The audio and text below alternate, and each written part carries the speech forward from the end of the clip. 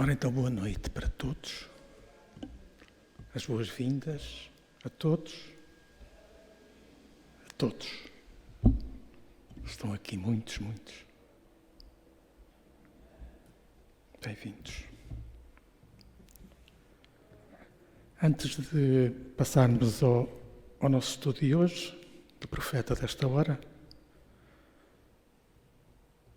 vamos só falar de 3 ideias. Falamos de profecia. A profecia está ligada ao profeta e à história. Uma profecia é a predição do futuro, ou seja, é a predição de factos que ainda estão por acontecer. Uma profecia é a luz do céu. Falamos de profeta. O que é um profeta? A maior definição é de Allan Kardec, que nos diz: o verdadeiro profeta é um enviado de Deus, que vem para nos advertir ou esclarecer a humanidade. Ora, o enviado de Deus só pode ser um espírito superior e, como homem, um homem de bem.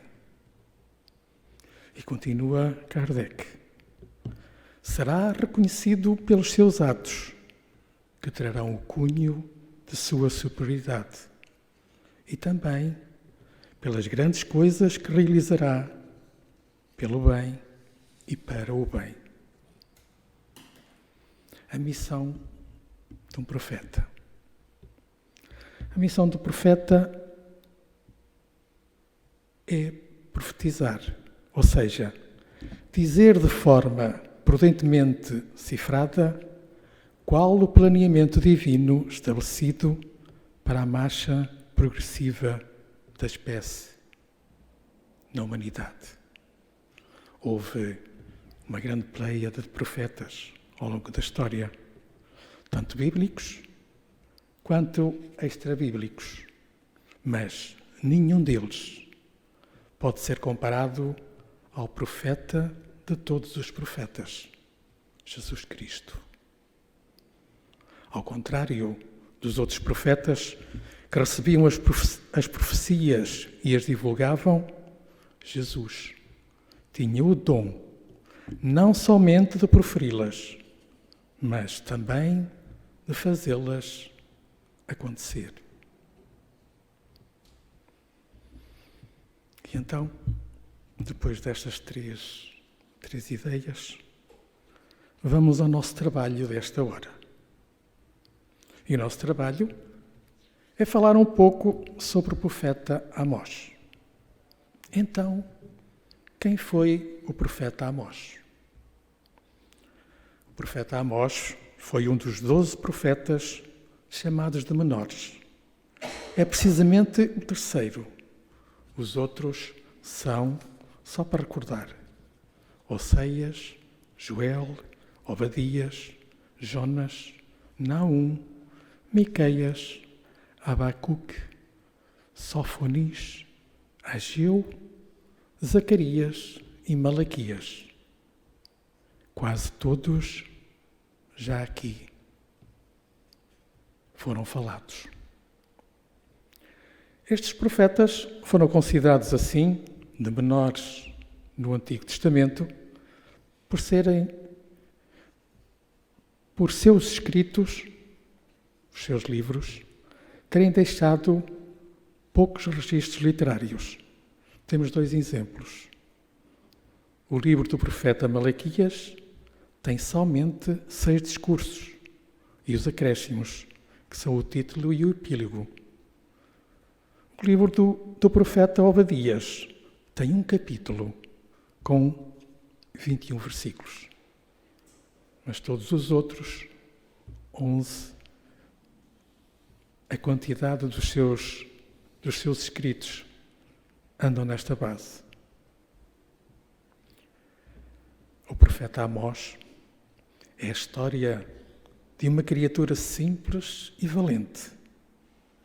É a história de um homem do seu tempo e que suportou as suas pressões desse tempo difícil. Seu nome significa carregador de fardo. Vivia uma existência sofrida e sacrificada naquele sertão seco da Judeia.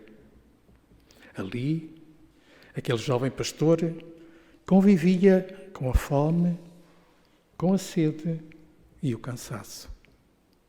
Amós nasceu num lar pobre e humilde, na aldeia de Tecoa, território de Judá, que atualmente pertence à Palestina.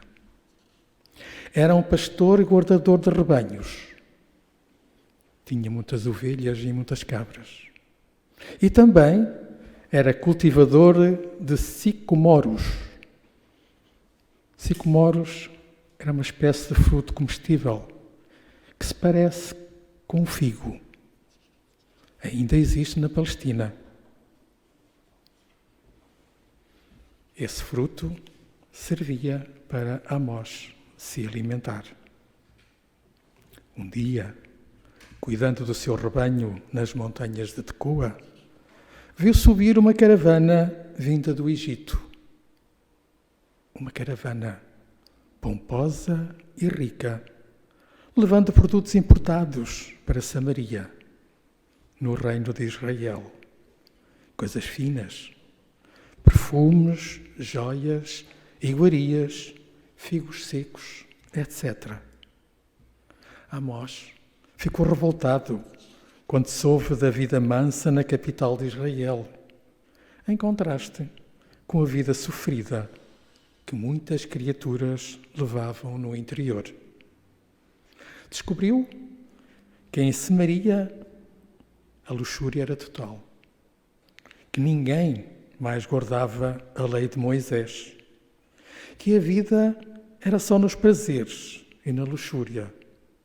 O rei Jeroboão II era homem soberano e arrogante, que só pensava na prosperidade material. De repente, Amós começou a ter inquietações internas e algumas visões celestiais. Era Deus. Era Deus chamando aquele guardador de rebanhos para ir a Samaria e levar uma mensagem àquele povo que estava distraído na oponência e na luxúria. Este chamado de Amós para o ministério de profetizar lembra, em alguns aspectos, a convocação de outros grandes homens de Deus, como Isaías, como Jeremias e Paulo de Tarso, este às portas de Damasco. Corria o ano de 755 a.C. e o povo de Israel havia-se afastado da presença de Deus. E Deus traria um juízo terrível sobre aquele povo. E o profeta Amós deveria avisá-los disso. O profeta Amós recebia do Senhor em visão as palavras que deveria profetizar. E também foi capacitado por Deus para enxergar que, por trás do luxo e do poderio militar existentes em Israel,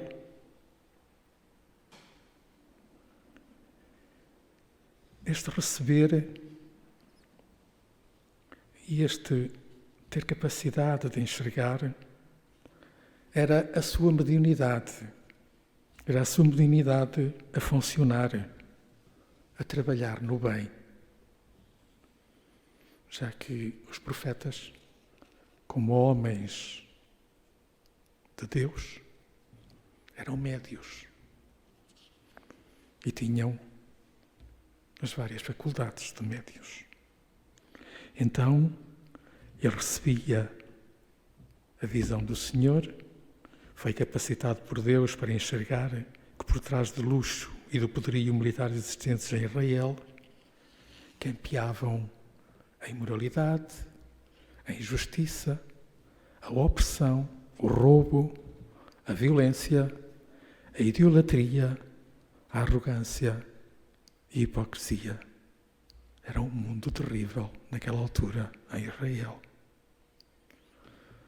O Senhor, em sua profunda misericórdia e em seu amor infinito, e mantendo-se fiel à aliança com o povo de Israel, levantou o profeta Amós para alertar o povo, denunciar o pecado e chamar aquele povo ao arrependimento, como que numa tentativa final de evitar a destruição iminente. Como vimos lá atrás, o profeta Amós nasceu e viveu grande parte de sua vida em Judá. Mas, apesar de grande parte da sua mensagem profética ter sido dirigida ao reino de Israel, Amós também denunciou os pecados de Judá. Mas parte importante do seu ministério profético foi cumprido em Betel, importante cidade de Israel. Era o centro da idolatria e da apostasia religiosa do reino de Israel. A apostasia religiosa era o abandono ou a deserção da fé de forma consciente.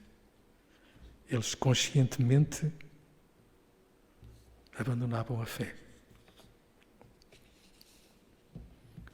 A profecia de Amós censurou a condição social, moral e religiosa da nação de Israel. Ele viveu numa época em que os ricos procuravam ficar mais ricos. A imoralidade estava num nível abominável e a perversão religiosa era tão grande que a idolatria era considerada algo normal, enquanto que os verdadeiros profetas, enquanto que os verdadeiros fiéis a Deus eram ridicularizados pela sua devoção. Então, é nesse cenário que o profeta Amós profetizou sobre a severidade do julgamento de Deus, que castigaria Israel e Judá por causa da infidelidade pactual que caracterizava e existia naqueles dois reinos. É também muito significativa a forma como as profecias de Amós revelam Jesus. O profeta falou sobre uma restauração, um começo, um governo e um juízo, que só encontraram seu cumprimento pleno e final em Jesus Cristo. Agora, passamos a algumas ideias sobre o livro do profeta Amós. Tema central da sua profecia: buscai-me e vivei. Versículo-chave era: buscai ao Senhor e vivei, para que não irrompa na casa de José como um fogo que a consuma, e não haja em Betel quem o apague. O profeta Amós deveria conclamar esse povo, o povo de Israel, a buscar a Deus se quisesse viver. O conteúdo do livro, ele pode ser dividido em 4 partes. A primeira, as profecias. A segunda, os 3 sermões. A terceira, as 5 visões. E a quarta, as 5 promessas. Destas 4 partes, vamos falar um pouco mais sobre a primeira e a terceira. A primeira, que foram as profecias.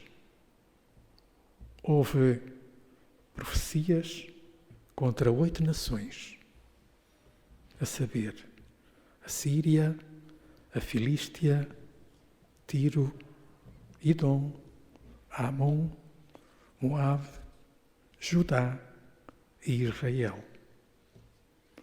Em relação às 5 visões, nas 2 primeiras, Amós viu que aquilo que tinha visto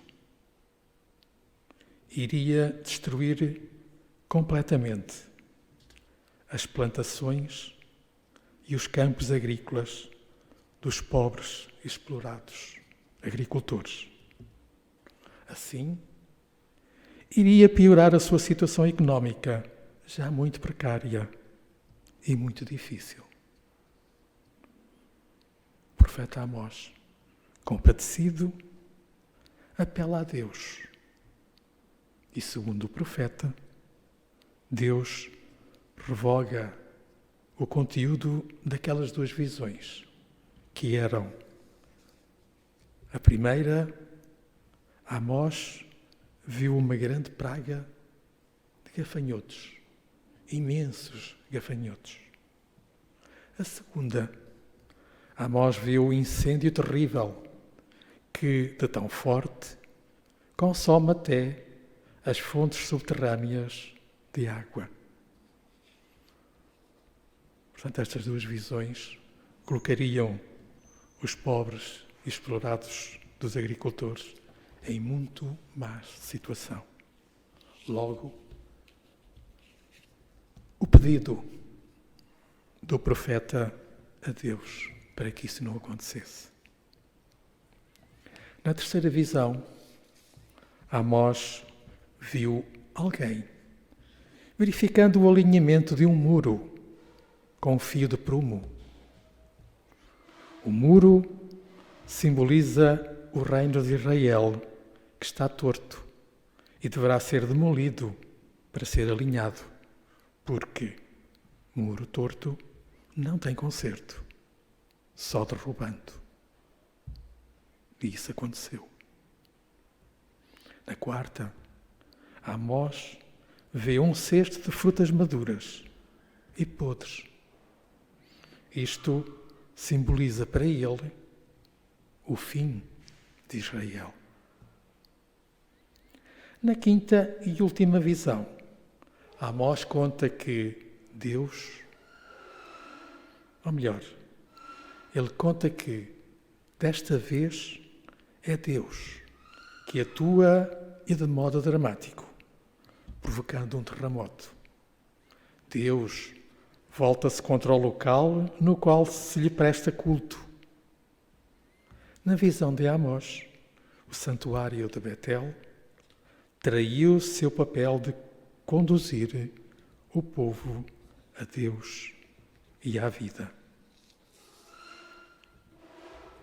E esta profecia que ele viu também aconteceu. E continua o conteúdo do livro, com os seus oráculos.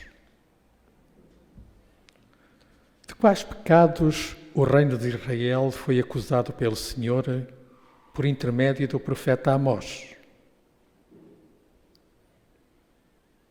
O reino de Israel foi acusado de ser judiciário parcial e desonesto, da muita imoralidade, da sua idolatria, da perversão dos religiosos, tanto dos profissionais como dos voluntários, da violência e devastação, da opressão aos pobres que existia, do culto abominável, da aversão à disciplina, do suborno, da soberba e pretensão e de desonestidade. E continuam os oráculos. Quais os castigos prometidos pelo Senhor ao seu povo obstinado e pecador?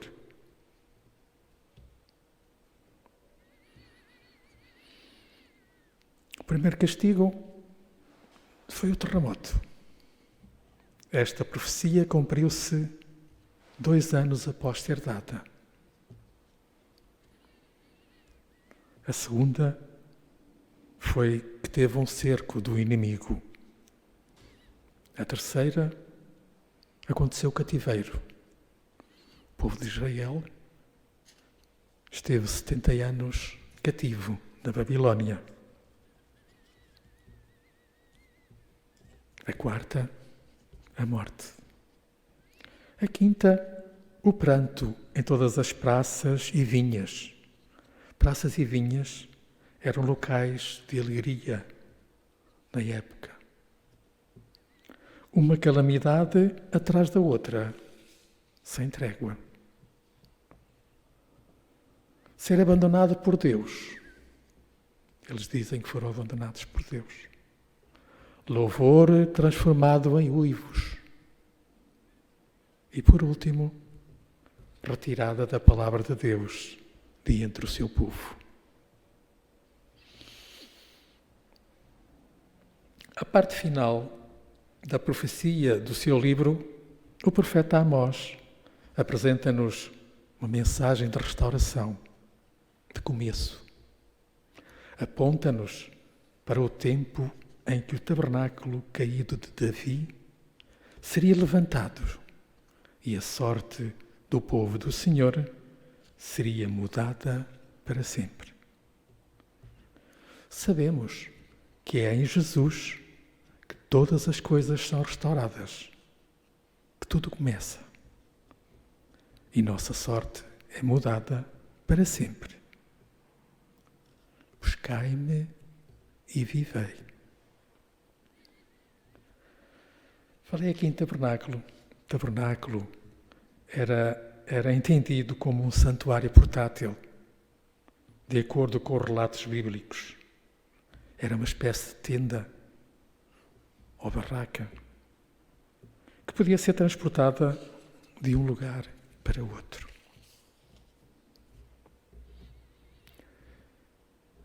E para terminar este nosso trabalhinho, nas nossas pesquisas,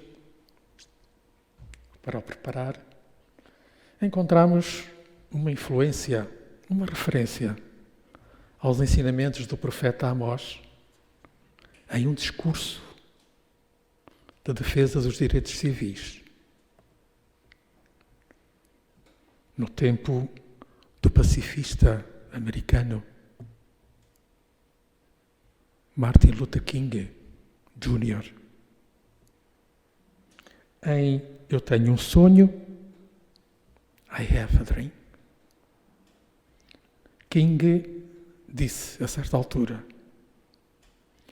não ficaremos satisfeitos até que a justiça caia como águas e a retidão com uma corrente poderosa. Estes parágrafos são uma alusão ao profeta Amós, em 5:24. E Amós dizia: corra a retidão como um rio, a justiça como um ribeiro perene.